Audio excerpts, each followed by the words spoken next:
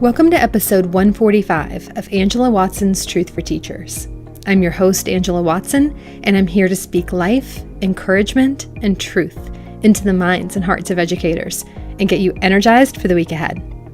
Today, I'm going to let you listen in on a coaching call with a teacher where we talk about how to balance flexibility and structure so that you can change up routines that start to feel boring or unworkable. Visit truthforteachers.com to get the transcript or to share your thoughts in the comments. This episode is brought to you in part by PeerGrade. It's a platform that makes it really easy to facilitate peer review in your classroom. Students review each other's work, while PeerGrade takes care of anonymously assigning reviewers and delivering all the relevant insights back to the teacher. With PeerGrade, students learn how to think critically and take ownership of their learning, and they also learn how to write kind and useful feedback for their peers. The best part is that PeerGrade is free to use for teachers and students. To learn more, visit thecornerstoneforteachers.com/PeerGrade. So I know I mentioned at the very beginning of the season that I was not planning to do any coaching calls at all because I really need to pick some really kind of simple podcast topics and not devote too much time to the podcast right now because my main priority is finishing this book that I'm writing.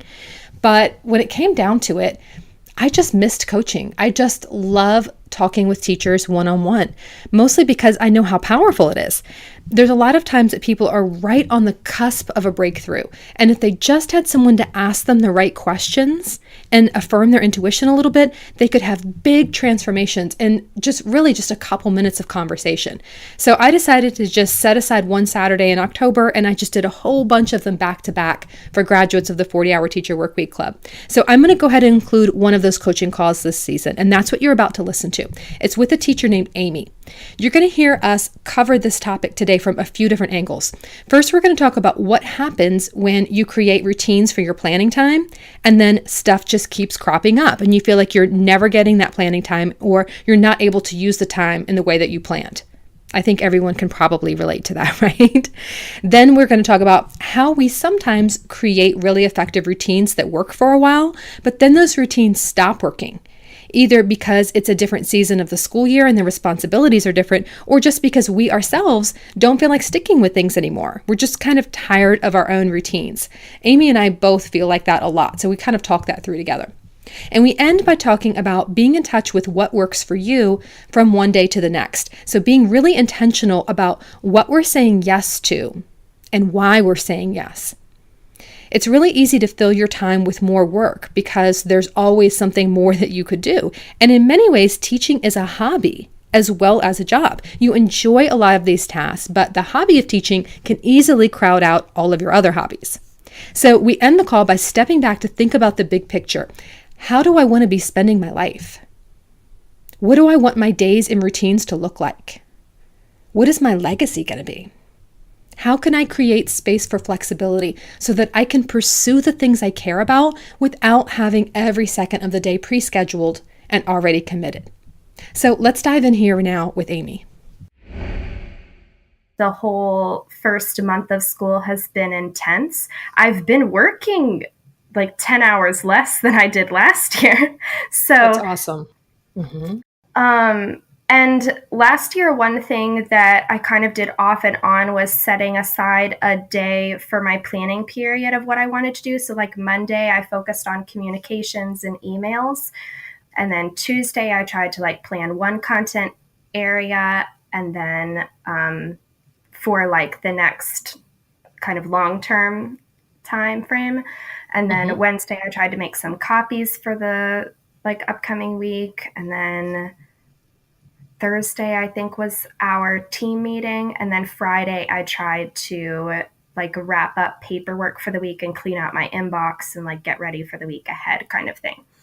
And this year that I can't do those days the way I wanted to. So I just feel like I haven't gotten into a rhythm. This year, it feels like everything has been kind of urgent.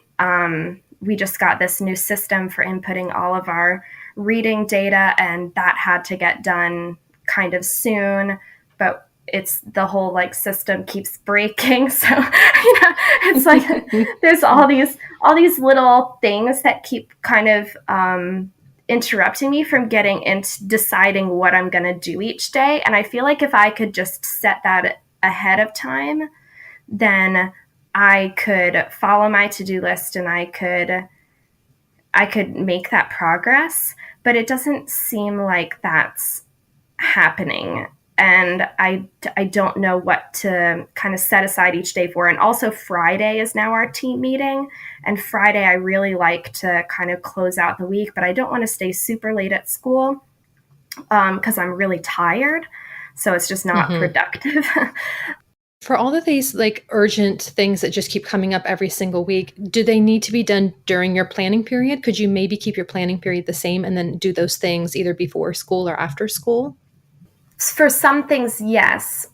Some things have been like a lot of people have been coming into my room during my planning period for like special education teachers that I need to communicate with during the day. So it's, and I can't really set those times at different things. So it feels hard to work out those things. I totally understand all of that. And I always felt like I couldn't rely on my planning time because it seemed like we either had a meeting or there was no sub for whatever reason. And so I wasn't going to get my planning time. And it was just always something. So I stopped trying to get any meaningful work done during my planning time. That was sort of like the catch up time. That was all these little things that keep popping up that need to be handled. It was miscellaneous tasks. It was meeting with other teachers. And I just sort of thought about it that way. It was almost like bonus time. Like if I actually able to get important work done during my planning time, that's great. I will take that. I have tasks ready to go. I'm not going to be sitting there twiddling my thumbs trying to figure out what I should be working on. I'll know what to do, but I'm not going to depend on it because it would just make me really frustrated. And honestly, it would put me in a bad mood. I would get very resentful of it because it's like I needed this time. I was depending on this. And, and then next thing I know, the kids are back in the room again, and I didn't get done the things I wanted to get done. So it really, thinking about my planning time as a time that I should be able to get these things done actually just created more stress for me. So I started thinking of it as bonus time and then chose other times of day to use for the things that I really wanted to get done, either early morning, like before contractual hours. So, there's not going to be a meeting there, like get there before anyone else is there, or evenings. Sometimes like a Sunday afternoon. But for me, that just felt a little bit better than trying to make the planning time be something that it just wasn't going to be because of all these factors outside of my control. Yeah. I'm probably making an unfair comparison as well because I'm thinking about how I implemented this more in a very different time of year last year when my planning period was much more open and I did kind of have that. It was just not protected more, but it was easier to work with. It was a little more reliable in like that winter, like spring, not late spring, but like that winter springtime. Yes. And I really could kind of rely on having, especially my first couple of days of the week were really, that planning period was good. And so this beginning of the year when there's so many other things going on, you're right. I feel that same way. And I'm getting frustrated with myself even more than others. Like, why wasn't I able to get this done during my planning? But yeah, that's a really good observation because it is different at different times of year. Like January through March-ish, maybe, things do tend to be a little bit more settled. And the beginning of the year, there's just always so many little things cropping up. It's very hard to get into routines. So maybe just kind of being mindful of that and having a different routine now. And then if you can utilize your planning time in a different way later in the year, once things are more settled, that could work. Yeah, I'm thinking about the sheet that you have in October where you're really planning out like I'm going to work at this time this day and this time this day. Because like this month has been really busy for me and I'm taking a couple of classes and stuff. So I think that I do need to be more mindful of actually planning ahead where I'm going to work and not just kind of letting things fill in, or just kind of assuming that I'll have a time and then getting frustrated when that time seemingly is taken away. by, Yes. Yeah, exactly. So figuring out a different system for now, and it will probably change from week to week or month to month, and that's okay. As long as you're thinking about it, on Sunday night or Monday morning, you're thinking about, okay, what's going to actually work for this week, given the obligations I have in my personal life, given the things that are happening at school, what's realistic for this week, rather than let's create a schedule and, it has to work like this every single week, because it's just not going to. yeah. And having that flexibility can really help. You also mentioned that sometimes like you feel like you rebel against your own systems, like you figure out what you want to do and then you kind of you ditch it because you just get tired of it or something. Yeah. So sometimes I do just kind of get tired of things, but I also like the structure. So it's a very Mm-hmm. it's a difficult feeling, Um, so like for instance, the long term to do list stuff, Mm-hmm. I really liked using that, but then I kind of got like tired of, this is so silly, but like I got tired of flipping to it in a different spot in my planner. And so Mm-hmm. I wanted it to be like in the same page. So I have this like long list now of long-term things that's just behind my, I have my planner, like I have the to-do list taped inside my planner. So on the left it has my day, each day, and it lists out all of my time commitments and meetings, that kind of stuff. And then under on the right side of the planner is just a blank sheet. And Mm-hmm. that's where I've been listing out all of the stuff that I need to do. But I think that it's been making me kind of anxious looking at the long list. Right. And I'm moving that stuff to my to-do list, which is taped inside, like it's just taped on top of that, so it's just like a flap in the notebook. Mm-hmm. But so I but it's still kind of making me anxious whenever I look at Mm-hmm. my to-do list, that now I'm seeing all this other stuff, and I thought that it would help me, but it's not helping my like mental bandwidth. Well, I think it's really good that you experimented with that because, I mean, I think that productivity really is just all a giant experiment because there's no one right way to do something. There's no one thing that's going to work for everyone. And if you're feeling like, I don't like having this separate list over here, let me experiment with putting it over here, that's worth a try, because that just tells you more about what works for you and what doesn't. So now you don't want to have the list in a place that is inconvenient and that requires a lot of flipping around, but you also don't like having it right in front of you. So that gives you a lot of information about your preferences and your needs, and that makes it easier to find systems that will work for you later. And the other thing about it being a big experiment is that the same thing doesn't necessarily work all the time. So I'm actually a lot like you in that I really like the structure and the routine, but I also like a lot of novelty. I don't want things to be the same forever. Like I can't stick to the same routine every week for the rest of my life. Like I can't do that. Mm-hmm. I'm Yeah. going to get really bored with it and then I'm not going to want to do it anymore. So, I've had to really embrace this idea of productivity as an experiment and thinking, okay, so what's working for right now? I like this for right now. And then, I find myself not really using this system anymore. Like it used to be very helpful for me to get up early and do this thing. And now I'm finding I don't want to do that. So how can I sort of embrace that and work with what my natural body rhythms are and when I'm feeling most productive and when I'm feeling like I can get things done?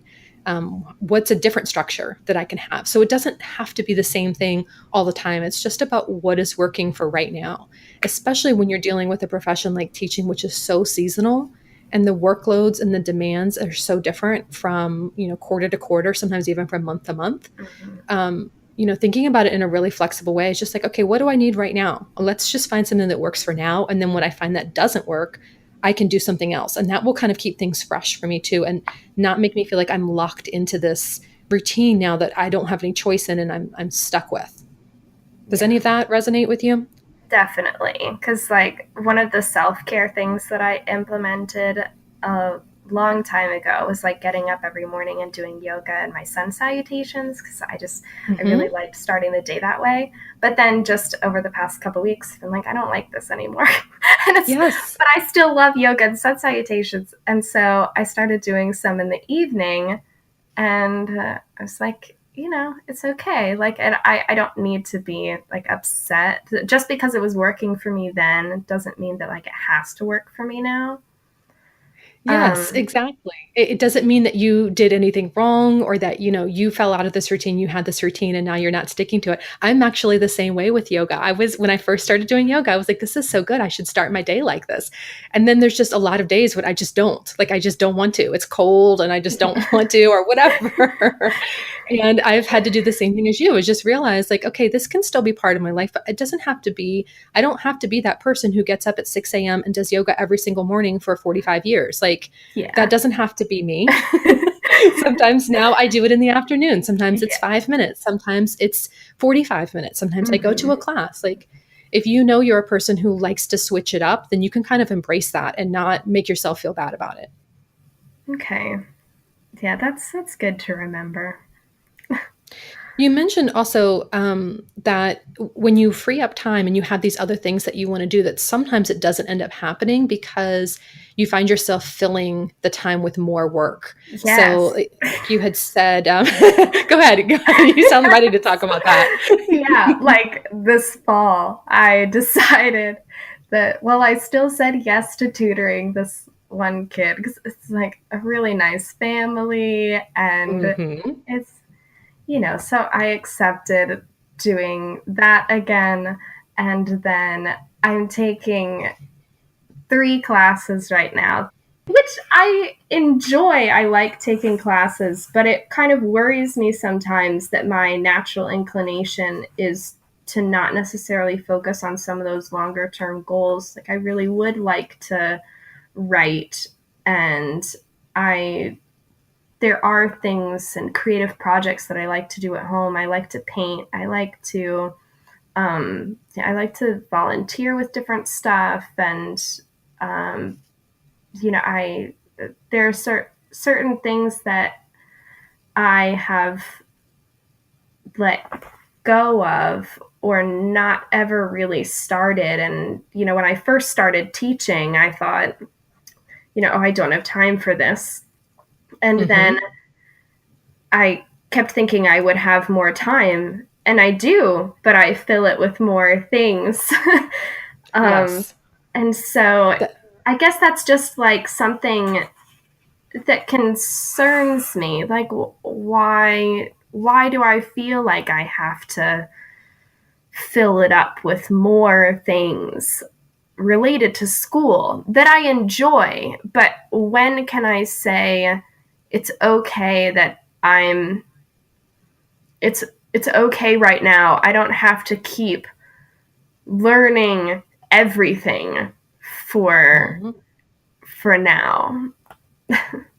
That no, that sounds very normal, very relatable, and I've heard that from a lot of club members that like, I never had all of this extra time before, and I literally don't know what to do with it because when you're used to just kind of being on a hamster wheel all the time and feeling like there's always more you should be doing, that's the habit, is to look for more things in there. And in addition to that, I think there's also just sort of like the default way that most of us go through life is just handling whatever is around us, whatever opportunity comes up. Oh, this family wants me to tutor. Okay, sure. I can fit that in. I'll do it. Oh, this thing came up. Oh, okay, sure, I can do that. Rather than thinking about really intentionally about how do I really want to be spending my time. That's not a question that a lot of us are taught to think about, and I think it's especially true for women. We're not really necessarily, we don't have that model to think about, what do I want from my life? What do I want my life to be? What kind of person do I want to be? What goals do I have for myself? It's just so much centered around caring for other people, being there for a partner, being there for kids. As a teacher, that's like the ultimate caregiver role. You're just Mm-hmm. constantly thinking about, there's all these kids who would benefit if I did this, this, and this. So let me just fill all of my time with those things. So there's just not any space, not even any mental bandwidth to step back and think, wait a second, what do I want for my life? Like, how do I want to be spending? this extra time.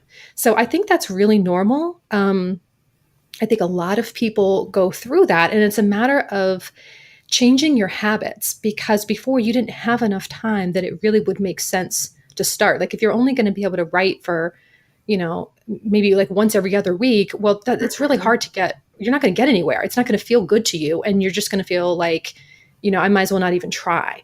So those kinds of things were never even on your radar as something that you could be blocking off time for.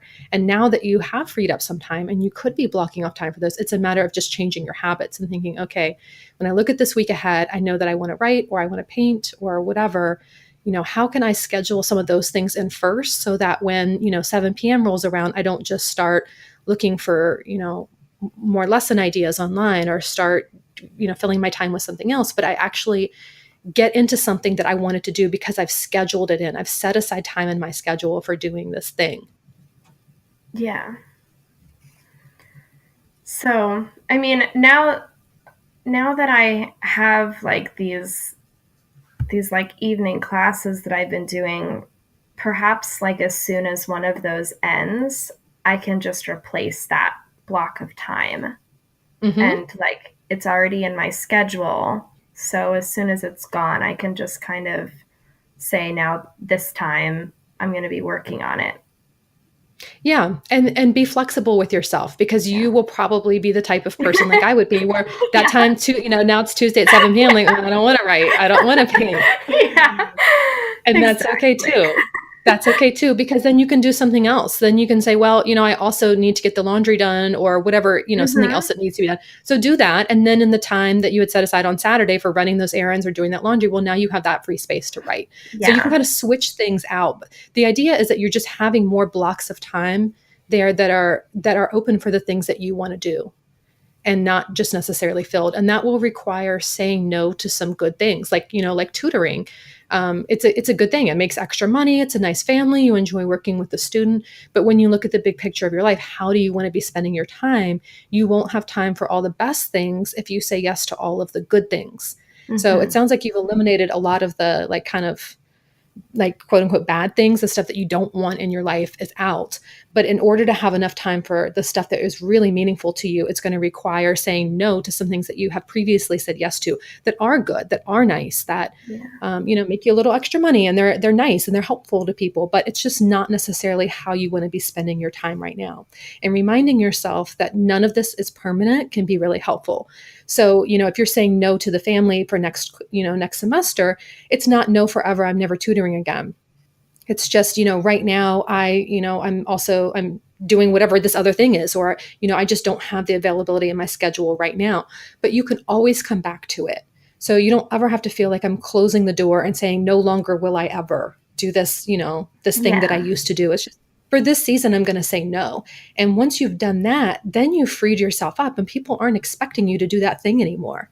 And then it's kind of on your terms. Then the next block of time comes around. You're like, oh, do I want to do that this year? Do I want to say yes to this? And you have the freedom to decide, rather than just defaulting into, okay, this is how I've always done it, and everyone's expecting me to do it, and I'll just do what I've always done.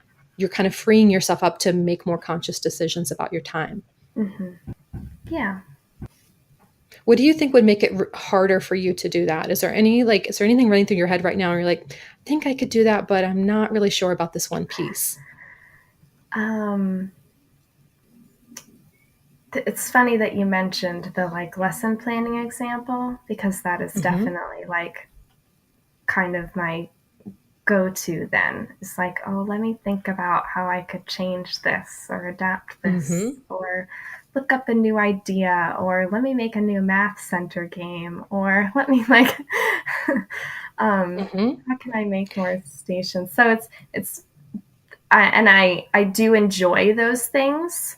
So it's not something, that I'm forcing upon myself, and then I resent later. I don't resent my time spent on that. I think that that's the other thing too, is that even though I have these goals for myself of things that I want to accomplish personally, I don't resent spending my time taking classes or tutoring, or and I don't have a negative attitude about any of that stuff. I don't have a negative attitude about looking on Pinterest and creating new Mm-hmm. activities.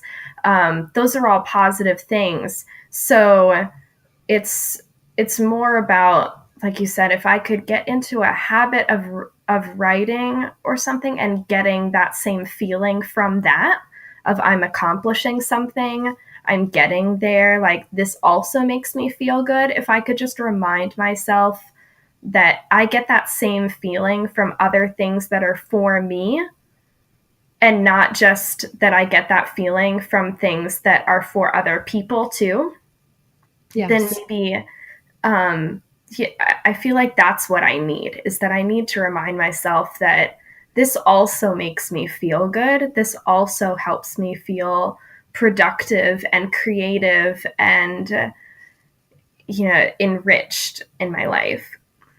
Right. Because part of teaching is a hobby. Like for most teachers, there are things that you just enjoy doing. I would spend hours making center materials in the evenings. I'd just have the TV on, I'd be hanging out, and that's just what I love doing. It was fun for me. But it doesn't have to be the only thing that you do. Exactly as you just said, like it's a matter of kind of becoming more well-rounded in your hobbies. Like sometimes, yeah, you'll make new lesson materials and learning games for your kids and look up fun stuff online, and other times you'll paint, and other times you'll do yoga, and other times you'll write, Yeah. and And leaving space in your life for all of that.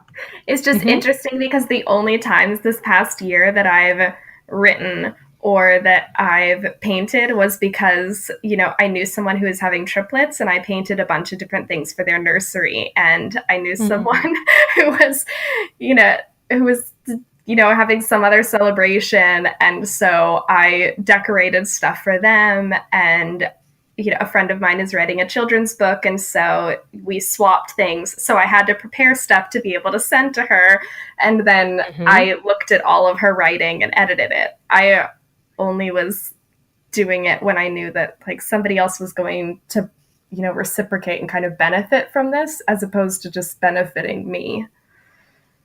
Do you think that that's part of it, where it feels maybe a little selfish to just be doing something, like it feels kind of self-indulgent to only be doing something that is enjoyable for you and doesn't produce an end product for someone else? Yeah, a little bit. Yeah, I didn't really think about it that way before though. So that's good to know about yourself too, that it feels like your time feels better spent when it's benefiting other people.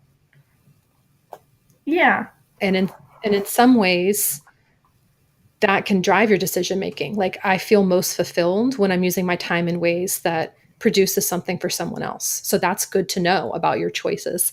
And on the flip side, it can also help you think about what are the things that really nourish me and enable me to show up. Because 8 hours a day I'm on for the kids and I'm doing all these things for other people, and in order to do my best at that, I need to be physically, mentally, emotionally, spiritually healthy. So what are the practices in my life that are sort of self-care, that are things that enable me to do all these other things for other people better? Yeah, it's just kind of interesting because I think of myself as I actually have gotten so much better at self care, like over the past year or two, especially with the Hmm. club. And, and I've always been someone who loves to cook. So Mm. I cook at home, I take care of things. Like I really care about what I eat. I do take care of myself. Like I just don't function if I don't get enough sleep. So Hmm. at all. So like it always baffles me when people cut sleep, that like that's what they Me too. sacrifice, because I'm like, I would die. I Yeah. would just I I would would just literally, pass like, I literally out. could not Yeah, function. I was like, I would just pass out at school. Um so Hmm. so I do think that there are quite a few things, and that my faith is very important to me. So I'm Hmm. part of small groups and I read books through that. And reading is a big form of self care for me. So it's just kind of interesting because I actually, until just like that conversation, thinking about that and prioritizing kind of my own desires, I I really did think that I was doing okay with self care, because there were things that I had set in place that were going well. Mm-hmm. So, and and it's just kind of that's a shift in thinking about how maybe I'm not doing everything the way that I thought I was, and I'm not prioritizing certain self-care things. Like I don't think about those creative outlets so much as self-care, but they are a form of that. Mm-hmm.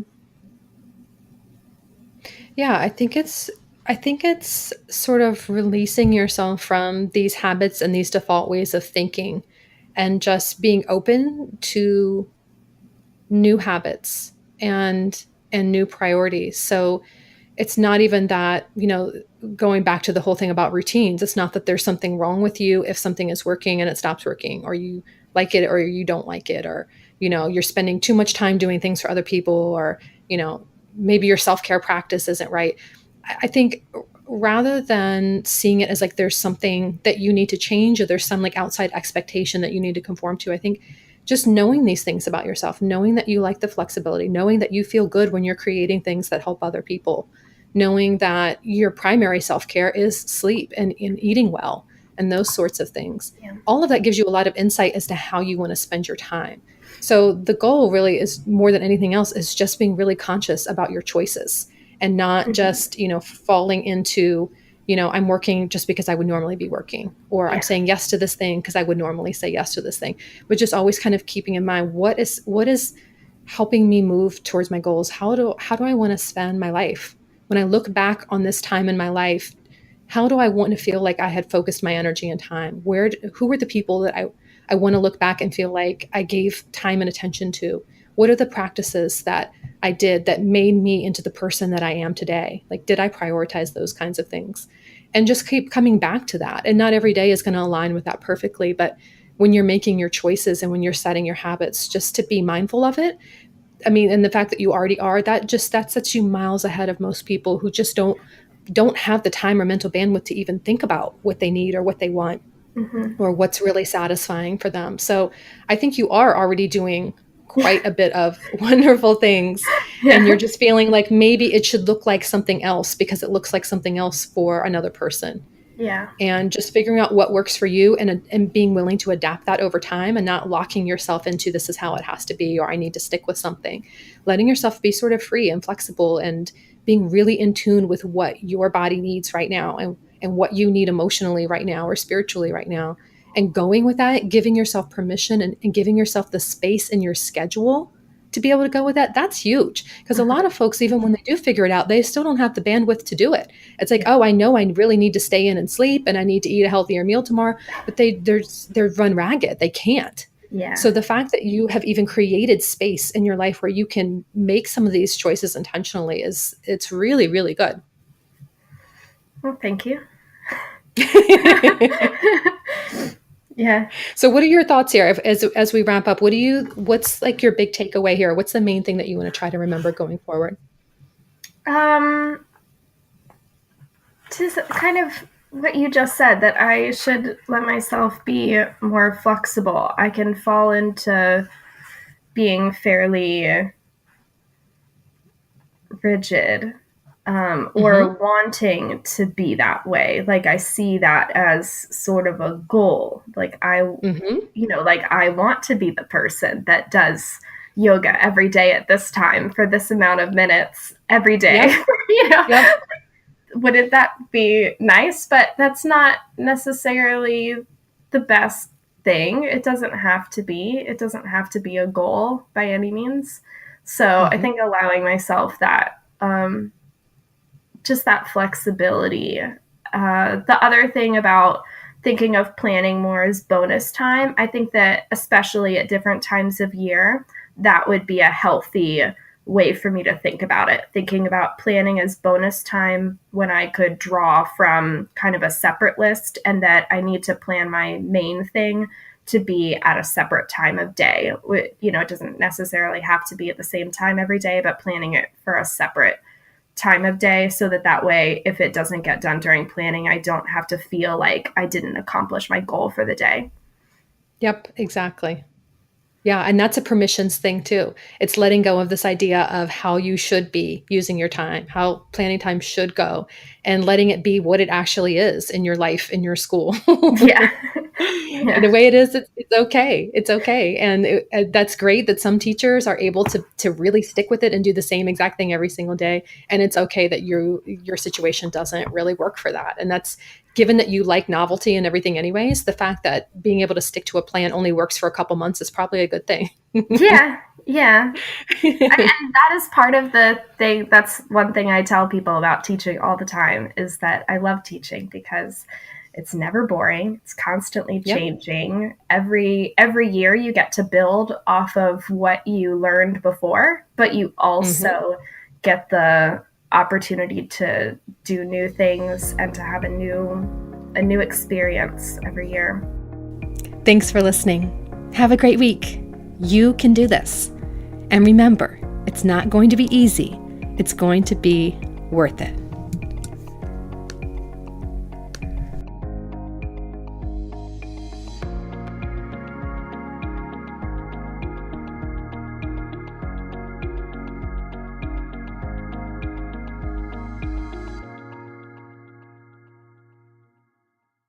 Want more than just a weekly podcast episode from me?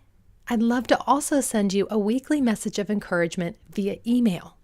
I'll reach out each Sunday evening with a short message that's designed to help you feel more prepared and inspired and motivated for the week ahead. It's not a newsletter or a bunch of announcements. This goes out to over 85,000 educators. So I put just as much thought into crafting this weekly written message to my email list as I do into crafting my podcast episodes. And it's entirely unique content that you won't find anywhere else online. Just go to thecornerstoneforteachers.com/subscribe and you can sign up. That's thecornerstoneforteachers.com/subscribe.